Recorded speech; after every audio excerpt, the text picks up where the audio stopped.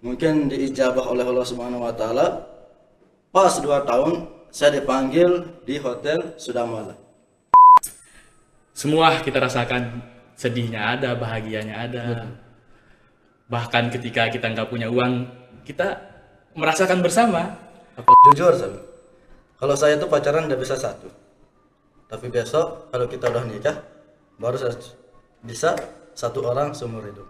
Tapi kalau kita masih pacaran, terserah kamu. Kalau kamu masih bertahan, terima saya apa adanya. Oke. Kalau emang kita jodoh, nggak bakalan kemana.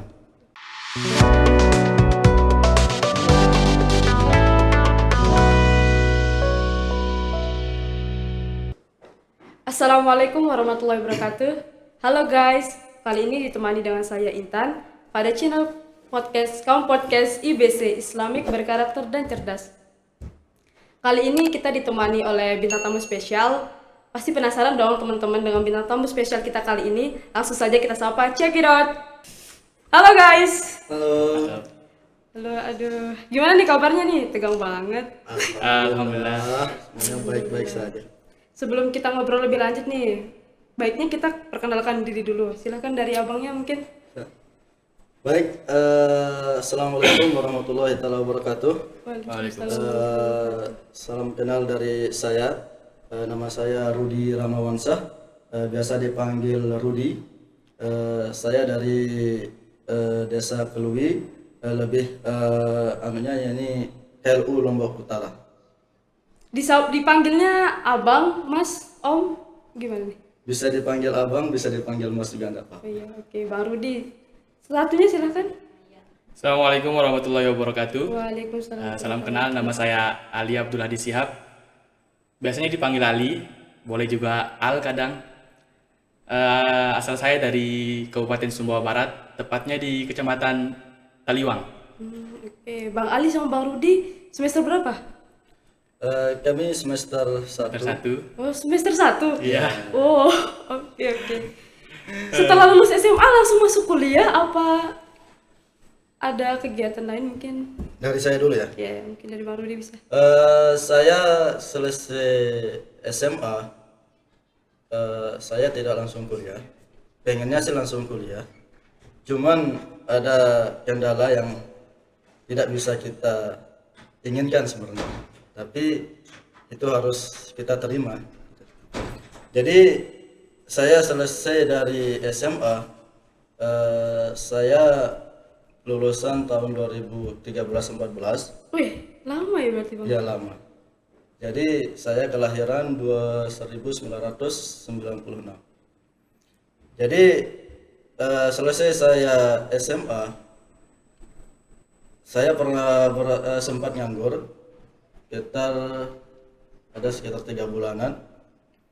Jadi di sana saya mikir, masa saya harus begini terus di rumah, berdiam, pegang HP, keluar minta uang. Nah, pada akhirnya saya berniat untuk mempelajari yakni yang namanya di bidang masak. Oh, bidang masak. Chef. Ya, lebih. Chef. Jadi di pondok, saya dulu di pondok pesantren. Nama pondok pesantren saya itu Al-Halimi, berada di Desa Sesele Kebon Indah. Jadi saya punya ibu tukang masak. Nah, saya sering belajar di beliau. Jadi beliau yang mengajari saya bagaimana cara masak yang bagus, yang baik dan enak. Nah, sampai pada akhirnya saya penasaran bagaimana sih sebenarnya cara orang memasak yang baik, yang benar, dan bagus, dan sehat, Dan enak. Setelah enak itu yang bicara. Nah, sampai pada akhirnya saya memutuskan untuk belajar memasak di sebuah hotel yang pertama, yakni Hotel Holiday Inn Resort yang berada di Desa Mangsit. Nah, di sana saya mempelajari tentang memasak itu selama 6 bulan. Jadi banyak hal yang saya dapat di sana itu, mulai dari senangnya, sedihnya, sampai pada akhirnya membuat saya itu menjadi niat saya itu kendor untuk belajar memasak. Gitu. Karena kenapa? Yang sebenarnya kita memasak itu bukan sembarang memasak, bukan seperti ibu-ibu yang ada di yang jualan di pinggir jalan segala macam. Jadi kita mempunyai bagian-bagian yang tertentu di dalam memasak itu. Jadi di sana saya mempelajari mulai dari cara memotong, cara mengenal nama-nama pisau, cara mengenal nama-nama alat, terus cara mengenal nama-nama ruangan yang dimana kalau di perhotelan itu ada khusus ruangan tempat kita bekerja. Kenapa memilihnya masak nih? Kan ada kebanyakan cowok kan biasanya lebih anti tuh kalau kerjaannya cewek gitu. Iya. Kenapa milihnya masak? Karena memasak itu menurut saya lebih menantang bagi saya. Lebih menantang. Iya. Karena kenapa? Banyak cewek yang meremehkan yang namanya masak. Sampai pada akhirnya banyak cewek yang tidak bisa masak. Iya. Gitu kan? Pas ditanya sama, mohon maaf ya, sama suaminya bisa masak atau enggak? Oh paling bisa, tapi Masak air. dia cuma bisa masak mie dan sebagainya. Nah, jadi menurut saya memasak itu adalah hal yang sangat menantang bagi saya. Karena saya paling senang hal-hal yang menantang. Saya orangnya itu gimana ya, suka penasaran. Jadi bagaimana supaya saya tuh bisa dan harus mencoba sebelum saya sebelum saya gagal. Jadi lebih baik kita coba dulu sebelum kita menyerah. Baik. Terus kan tadi itu belajar ke hotel. Itu berarti les, termasuk les. Bukan. Jadi kita training itu hanya untuk membantu gitu. Jadi ada namanya eksekutif ya. Eksekutif itu yang paling atas. Jadi dia mengajari kita tentang bagaimana cara memotong barang-barang yang potongannya seperti ini. Ada potongnya itu berbagai macam nama.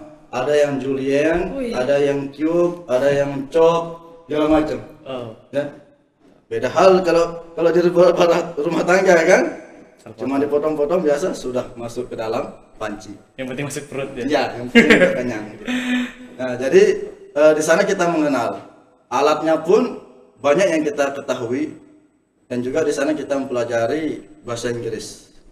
Nah, apa nama bahasa Inggrisnya? Wortel, bawang merah, bawang putih dan lain sebagainya. Berarti itu pekerjaannya sampai sekarang masih dilakukan. Nah, untuk di kitchen karena ada kuliah, jadi tidak bisa kita sambil kuliah. Karena nanti takutnya akan mengganggu aktivitas yang ada di perkuliahan. Jadi panjang sekali jalan hidupnya saya ini sampai pada akhirnya saya bisa kuliah seperti saat ini yang di Universitas Muhammadiyah. Jadi selesai saya di Holiday Inn belajar, saya lanjut belajar ke Hotel Jepa Lombok Resort,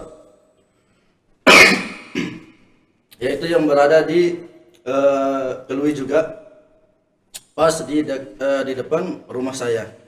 Nah di sana juga saya belajar selama 6 bulan untuk memperdalami lagi yang namanya masak itu.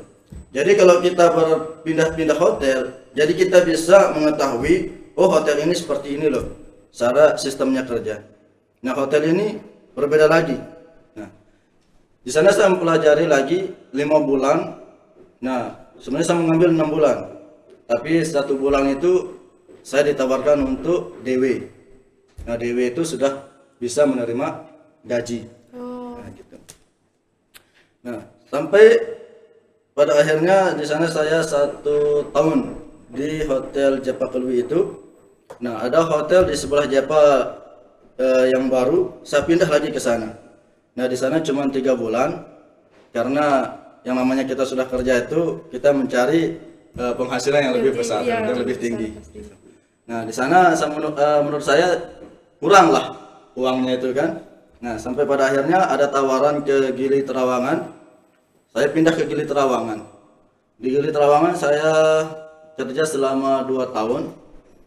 Itu pun di bulan puasa saya bolak-balik. karena saya mikir masa saya harus seperti ini loh di Gili, kehidupan yang seperti ini. Ada perubahan. Ya, karena di Gili itu Masya Allah kalau kita masuk ke ilmu agama Ujiannya banyak. tiap hari itu kita berdosa. Ya. Tapi tergantung dari diri kita sendiri, bagaimana cara kita menyikapi lingkungan kita, ya. Nah, sampai pada akhirnya pas kejadian gempa bumi tahun 2018 kalau tidak salah ya. Iya, 2012. Tahun 2018 saya berniat 2 tahun saya di Gili Trawangan, saya harus selesai. Saya harus pindah ke hotel lain. Mungkin diijabah oleh Allah Subhanahu wa taala. Pas 2 tahun saya dipanggil di hotel Sudamala. Nah, saya ke sana interview, tawarin gaji sekian. Oke, deal. Saya menerima karena dikatakan Sudamala itu chefnya itu sangat ganas. Jadi saya penasaran gimana sih ganasnya chef itu. Nah, gitu kan. Berarti tertantang gitu ya? Iya, Ada- jadi lebih tertantang gitu. Jadi kalau hal-hal yang membuat kita penasaran itu saya suka Anak muda sekali. biasa, Iya, anak muda. kan? Jadi tertantang dengan itu. Pada akhirnya saya diterima, masuk. Emang benar. Chefnya itu waduh, emang sangat ganas gitu. Iya. Sampai saya diterima di sana, saya mulai beradaptasi di Sudamala itu. Nah, di sana saya menemukan benar-benar taste dari makanan. Taste itu rasa ya. Taste dari makanan itu benar-benar Pengaruh. luar biasa. Nah, di sanalah saya belajar lagi tentang taste itu. Nah, jadi makanan itu yang nomor 1 adalah rasa itu. Iya, Pak. Itu yang sangat penting. Jadi di sana saya belajar tips bagaimana cara membuat makanan yang baik, yang hygiene itu bersih ya, yang hygiene dan yang bagus untuk siap disajikan ke para tamu. Nah, di sana saya kayak training lagi gitu, kayak belajar lagi. Cuman saya sempat mengeluh. Padahal saya sudah sekian dari hotel ke hotel, tapi sampai sini saya masih dibilang bodoh, gitu kan? Tapi saya tidak putus asa. Saya tetap semangat. Saya selalu bawa buku. Kalau tidak salah berapa buku saya ada di rumah. Hotel ini beda bukunya. Buku resep. Iya, buku resep. Panjang Jadi- ini ya perjalanannya Bang Rudi ini. Panjang sekali Panjang perjalanan sekali. saya ini ya. Jadi terus di sana 2 bulan saya harus biasa kuasai yang pertama menu yang ada di hotel itu. 2 bulan saya tulis di apa namanya di dalam kamar saya pakai buku. 2 bulan saya harus bisa kuasai taste makanan yang ada di hotel ini. Mungkin gitulah kembali lagi, mungkin diijabah oleh Allah. 2 bulan saya benar-benar bisa kuasai, dan 2 bulannya itu saya bisa dilepas oleh chef itu. Karena dia menurut makanan taste dari yang saya buat itu sudah luar biasa, sudah masuk ke kategorinya dia. Gitu. Nah, sampai pada akhirnya saya ditawarkan pergi ke Labuan Bajo, SKLB di NTT. Saya terima karena sudah ada perjanjian di kontrak, karena hotel itu mempunyai cabang juga di SKLB. Nah, di sana saya 2 bulan, cuman nggak betah gitu. Dan juga kondisi ibu yang kurang baik. Jadi saya berpikir untuk minta balik lagi ke Lombok. Dan juga sebenarnya saya pengen pergi merantau ke luar negeri atau ke Pesiar, cuman ibu yang tidak mengizinkan. Jadi ibu saya karena dia dulu menderita darah tinggi, terus larinya ke mah. Nah, sampai sekarang ini dia terkena penyakit ginjal dan harus menjalankan cuci darah. Itu dilakukan 1 minggu itu 2 kali, pada hari Selasa sama pada hari Jumat. Nah, jadi singkat cerita, sampai pada akhirnya saya memutuskan saya harus buat usaha, gitu kan? Ya. Jadi saya harus buat usaha. Masa saya begini terus menjadi bawahan atau selalu bekerja sama orang. Iya. Jadi bagaimana supaya kita mempekerjakan orang. Kita memulai. Iya, jadi kita mulai dari hal yang kecil. Nah, di sana saya mikir lagi, bagaimana ya cara saya membuat usaha biar saya yang mempekerjakan orang. Nah, sampai pada akhirnya Allah memberikan rezeki, saya buka usaha catering yang berjalan sampai pada saat hari ini. Dan saya memutuskan untuk kuliah karena saya berpikir, masa saya begini terus di perhotelan, pergi pagi pulang sore, terus begitu berputar sampai berapa tahun jadinya saya di perhotelan itu, pergi pagi pulang sore.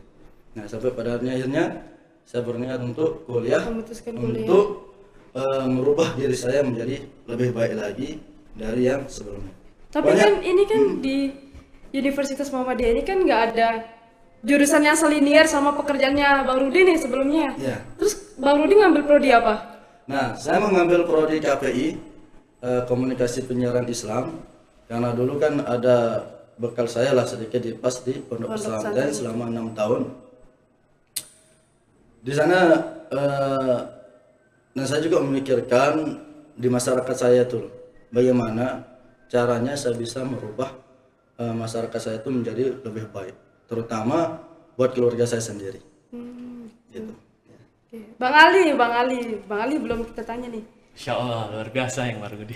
Masya Allah. Bang Ali langsung masuk kuliah apa? Gimana nih sebelumnya?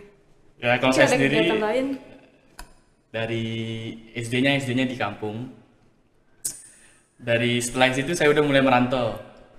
Setelah SD berarti merantau. Setelah saya udah mulai merantau, nggak di kampung lagi.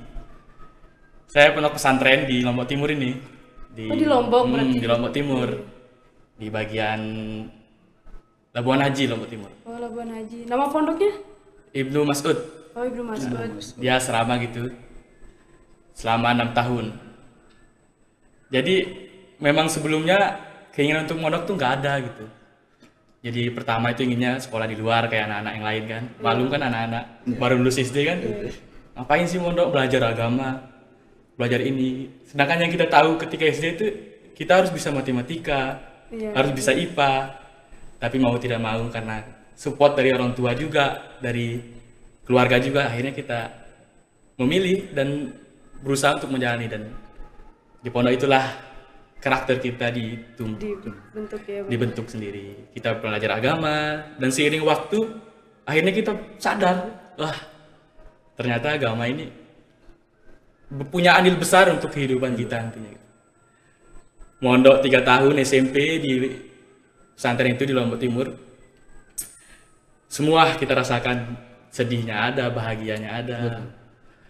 Bahkan ketika kita nggak punya uang, kita merasakan bersama. Apalagi kalau ibu tidak datang. Betul. Itu paling Nggak dijenguk itu. itu paling ditunggu-tunggu itu sama kita. Nah, Iya. luar ketika orang tua datang itu pasti sudah itu kita bahagianya bagaimana. Tapi itulah untungnya di pondok itu kita terjaga iman kita dan kita mempelajari dunia dan akhirat, bukan hanya Masya Allah. dunia gitu. Dan tidak hanya 3 tahun, seiring waktu 3 tahun berjalan dan saya memantapkan lagi untuk lanjut lagi SMA di pondok yang sama di SMA-nya, di Rumah Masud juga kan dia ada SMP-nya dan SMA-nya. Di SMA seiring terbentuklah kita kan, makin rasa ingin tahu itu makin banyak. Itulah pemuda itu kita cuma bisa untuk berjuang. Ketika kita gagal itu kita berjuang lagi, jangan menjadikan alasan itu untuk kita berhenti. Itulah Kalau jatuh bangkit gitu. Bangkit lagi. Karena pemuda tidak jauh dari namanya berjuang kan. Seandainya perjuangan kita itu menghasilkan hasil yang pasti, mungkin pahlawan tuh nggak ada. Orang-orang seorang yang berjuang tuh nggak ada karena udah pasti. Ngapain kita berjuangan? Tinggal kita lakukan aja pasti terjadi. Tapi itulah hikmahnya adanya bangkit, adanya gagal. Jadi itu menjadi support sendiri untuk kita. Nah, seiring berjalan waktu, kita mondok, ya banyaklah yang kita dapat di pondok itu. Teman, relasi, pelajaran, dan bahasa banyak. Untungnya anak pondok itu, kita terjaga dari hal-hal yang mungkin bisa saja terjadi kepada anak muda pada saat itu. Nah, setelah mondok saya ini ragu nih mau kuliah apa enggak nih. Mau kuliah atau berhenti atau ngabdi di pondok. Dan akhirnya saya milih untuk bertanya-tanya nih sama ustadz senior kan. Ustadz, kemana saya ini? Saya mau kuliah atau mau diam ngabdi? Bahkan ada yang nawarin untuk langsung Jadi ustaz. bukan langsung Nikah. nikah. Oh. Bahkan ada yang nawarin gitu. Nah, saya pikir-pikir lagi, wah, masa seumuran saya walaupun terlihat seperti ini kan. Tapi kan banyak di luar sana yang lulusan SMA tuh langsung nikah. Iya, gitu. biasanya gitu, apalagi anak pondok. Iya, Anak bener. pondok biasanya lulus pondok langsung nikah biasanya. Tapi qadarullah saya coba beasiswa di Jawa. Beasiswa tahfiz dan daurah bahasa Arab. Coba ikut seleksi, isi formulir dan seleksinya online kan, karena ketika itu corona kalau nggak salah. Online bahasa Arab, online hafalan tentang wawasan agama. Setelah kita tes, akhirnya mungkin karena niat kita yang sungguh-sungguh, Allah menjawab. Dan alhamdulillah keterima beasiswa di Jawa Tengah, di Solo, tepatnya di Sukoharjo. Itu programnya 3 tahun dan boleh ngambil setahun untuk daurah dan tahfiznya. Nah, dan seiring waktu ketika nyampe di tanah Jawa itu, wah, disitulah saya menemukan hal-hal yang lebih baru lagi. Orang baru, Iya. Pengalamannya juga baru. pengalaman juga baru, bahasa baru, dan kita mulai beradaptasi. Yang lebih menantang lagi. Lebih menantang. Kita ini orang NTB loh. Tiba-tiba ke tanah Jawa, orang-orangnya lembut, lemah lembut. Wah, itu tantangan baru untuk kita kan. Apalagi berbeda budaya gitu. Betul, budayanya jauh banget, sopan santunnya jauh kali. Mau tidak mau kita berteman dengan teman-teman kita, dan di sana kita dapat hal-hal baru, ilmu, dan wawasan ilmu agama juga luas sana karena pusat keagamaan mungkin di Jawa. Ustadz-ustadz kibar itu di Jawa. Kita di sana belajar dan saya tahfiz. Hafalan tahfiz saya gunakan sana itu bukan untuk ngapal, jadi murojaah. Karena niat saya kan 3 tahun. Tapi qadarullah kita ada beberapa hal yang membuat kita untuk setahun. Akhirnya saya 6 tahun daurah Al-Quran dan 6 tahun daurah bahasa. Alhamdulillah daurah bahasa itu bersertifikat. Kita dari 3 buku. Gurunya seorang dosen di Madinah kalau nggak salah. Nah, kita dapat di situ banyak sekali pelajaran tentang bahasa. Dan suatu saat disitulah kita memilih untuk berhenti kan. Karena kondisi di keluarga juga kan, kita bagaimana nih, kita mau di sini tapi nggak serius kan percuma kan. Akhirnya kita memilih untuk balik ke pulang kampung. Kita pulang ke rumah dan ketemu orang tua, orang tua tetap ada rasa kecewa kan, tapi rasa bangga juga nggak jauh tetap. Akhirnya saya bilang sama orang tua saya, Bu, mungkin untuk tahun depan ini saya mau kuliah gitu. Saya kuliah, saya daftar di 2 tempat, di UIN Mataram sama Muhammadiyah. Dan kita udah tes dua-duanya ini. Dan alhamdulillah di Muhammadiyah kita diterima, di UIN juga kita diterima, tapi ada beberapa sebab yang membuat kita nggak di UIN gitu. Akhirnya dengan mantap kita pilih Muhammadiyah untuk jurusan KPI, sama kayak Bang Rui tadi. Kenapa milihnya di Lombok gitu? Kenapa nggak di Jawa? Terus kalau emang masalahnya karena orang tua kan, kenapa nggak di Sumbawa gitu kuliahnya?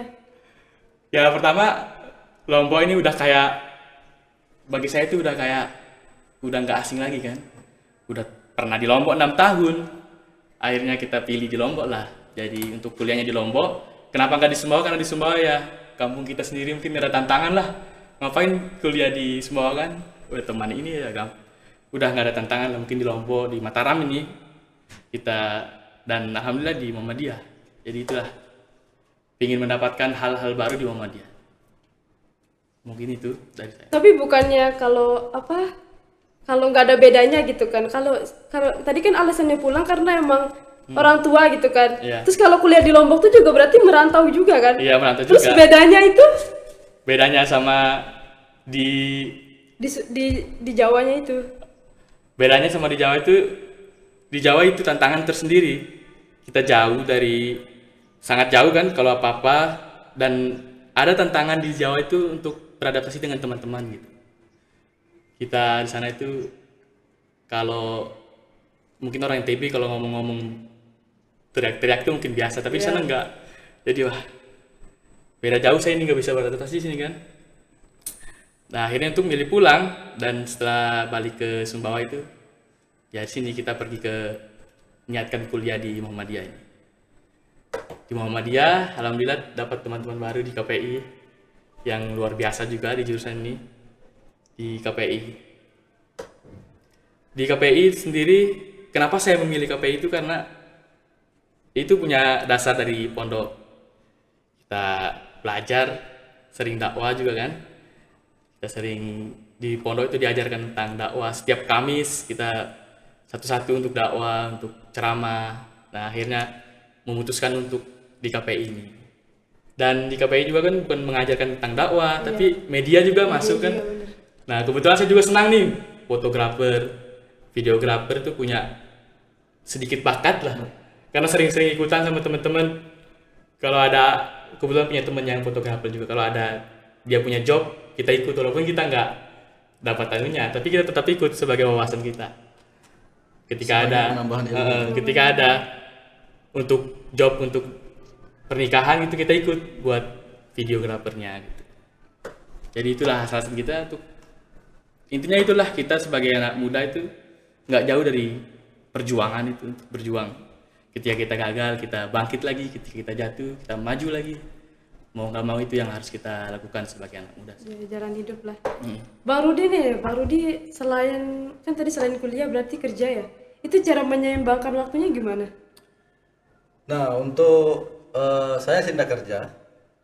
Cuman saya punya, kayak yang saya katakan tadi, saya punya apa namanya? Catering. Anak buah gitu. Oh, anak buah. Ya, jadi cuman jadi kuliahnya kita tuh tidak terganggu. Jadi pulang kuliah kita cuman cek, kontrol, nah apa yang habis pengeluarnya berapa gitu. Jadi kuliah pun tidak bakalan terganggu. Nah selain catering, saya juga buka untuk tahfiz untuk anak-anak kecil.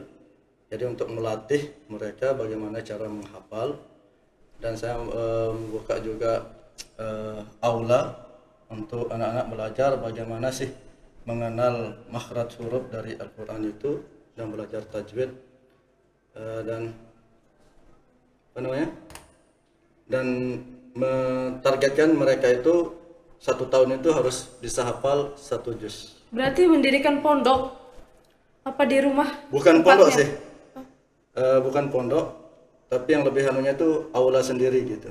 Jadi kayak rumah gitu, cuman ada khusus mereka datang ke rumah anak-anak itu ngaji gitu.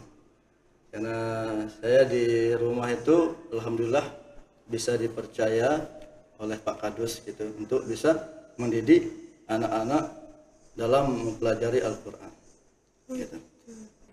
Oh iya, Bang Rudi nih kan kelahiran tahun 96. Ya. Masya Bang Allah. Rudi belum nikah. Nah, jadi masalah status ini. Waduh. Darinya nih masalah status nih. Jadi alhamdulillah saya sudah berumah tangga.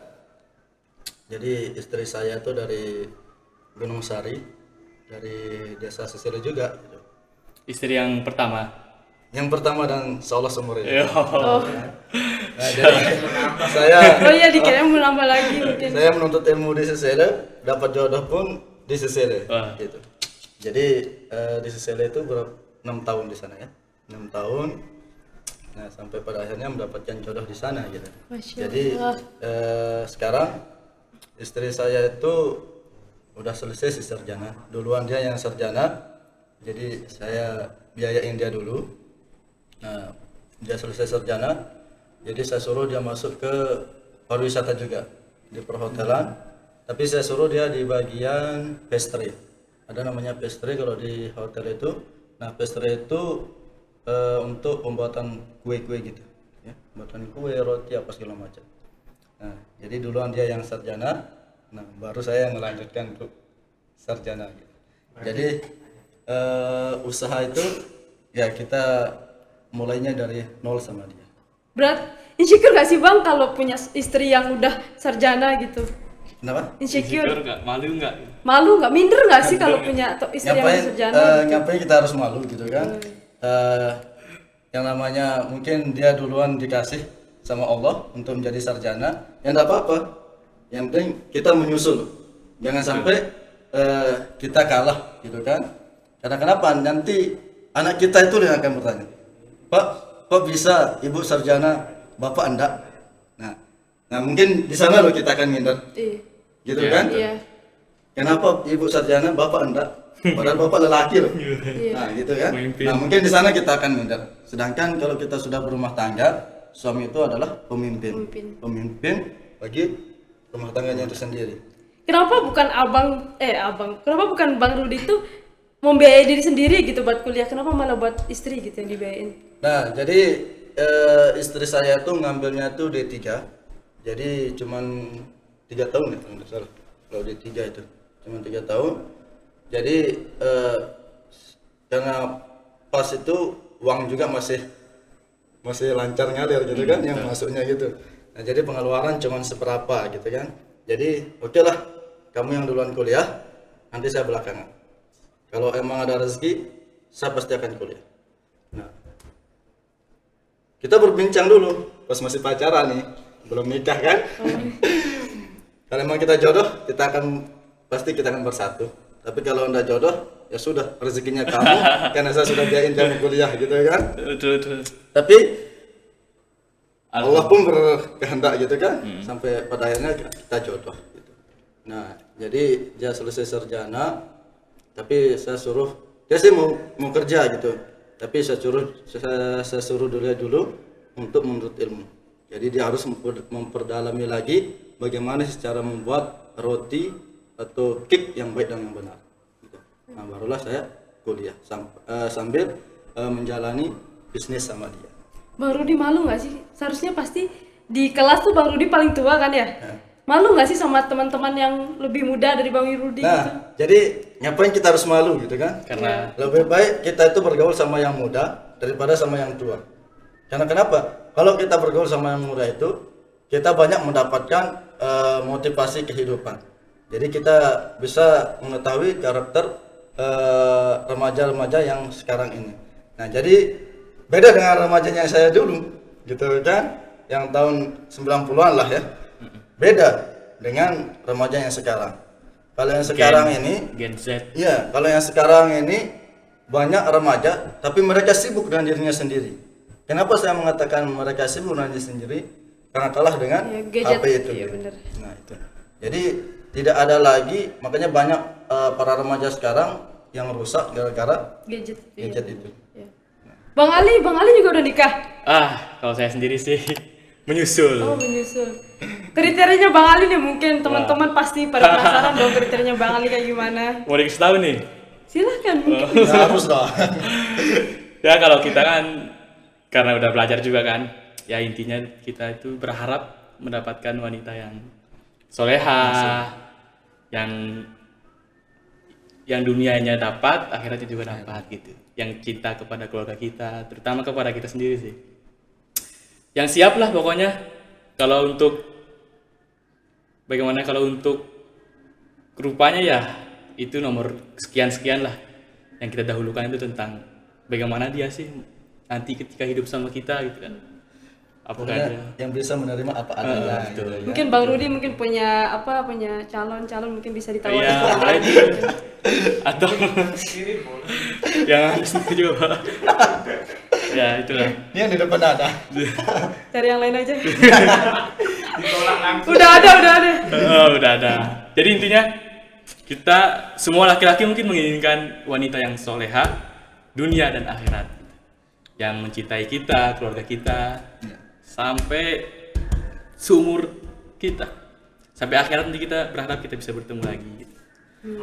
Terus kayaknya nggak ada laki-laki yang menginginkan wanita yang bagaimana yang enggak punya pendirian gitu kan.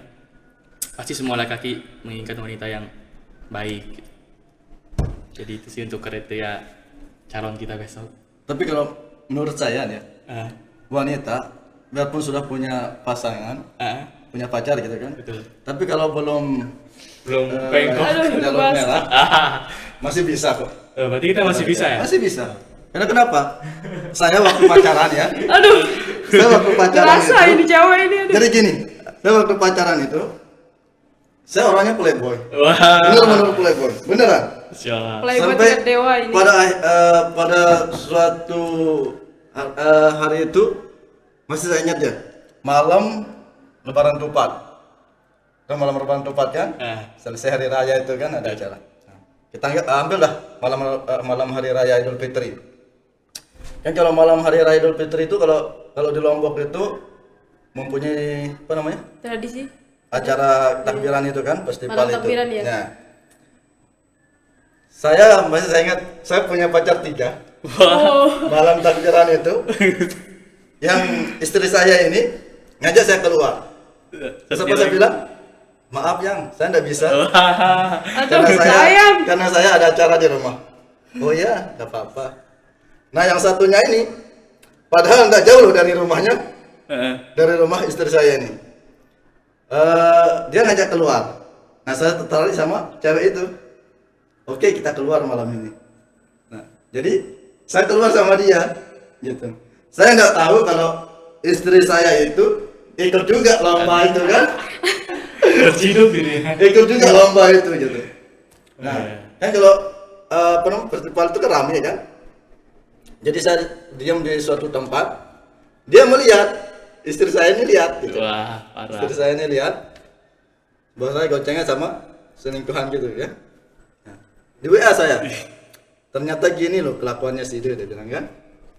Saat katanya ada acara di rumah, ternyata keluar sama yang satunya dia bilang. Terus saya giniin dia, jujur saya bilang, kalau saya tuh pacaran udah bisa 1, tapi besok kalau kita udah nikah baru saya bisa 1 orang seumur hidup. Tapi kalau kita masih pacaran, terserah kamu. Kalau kamu masih bertahan, terima saya apa adanya. Oke. Kalau memang kita jodoh, nggak bakalan kemana. Makanya di sana saya ngambil loh. Saya ngambil apa namanya prinsip kalau kita masih pacaran tuh nggak usah 1, gitu. Apalagi yang namanya setia apa kayak bullshit. Gitu. Nah, Tapi kan Jadi- itu kan mungkin prinsip apa kebaikan dari istri yang baru dia. Mungkin kan ada cewek yang di luar sana yang mungkin nggak suka kalau maksudnya dari pacaran aja nggak setia, apalagi pas nikah gitu kan. Nah, Betul, itu kan tergantung dari orangnya gitu kan. Itu tergantung dari orangnya. Kalau emang memikirkan keluarganya itu yang pas akad nikah kan, yang mengatakan sakinah mawaddah warahmah. Jadi kalau kita memikirkan maknanya itu, ya kita tidak bakalan akan menyanyiakan loh. Oh ternyata ini pasangan hidup kita yang diberikan oleh Allah, yang ditunjukkan gitu. Nah, banyak orang yang menikah cerai terus kan, cuma 1 minggu cerai. Iya, benar. Dengan hal-hal yang tidak yang tidak sewajarnya gitu. Sebenarnya tergantung dari kita kedua pasangan itu. Kalau emang kita saling menerima satu sama lain, tidak bakalan ada yang namanya perpecah belah ataupun perceraian. Sama kayak kita pacaran. Kalau satunya keras, yang ceweknya keras, yang cowoknya keras, bakalan putus sudah. Tapi kalau satunya kalem, yang satunya keras dan bisa mengalah, menerima, gitu kan? Sifatnya wanita, nggak bakalan pisah sudah. Gitu. Nah sama juga kayak kita berumah tangga.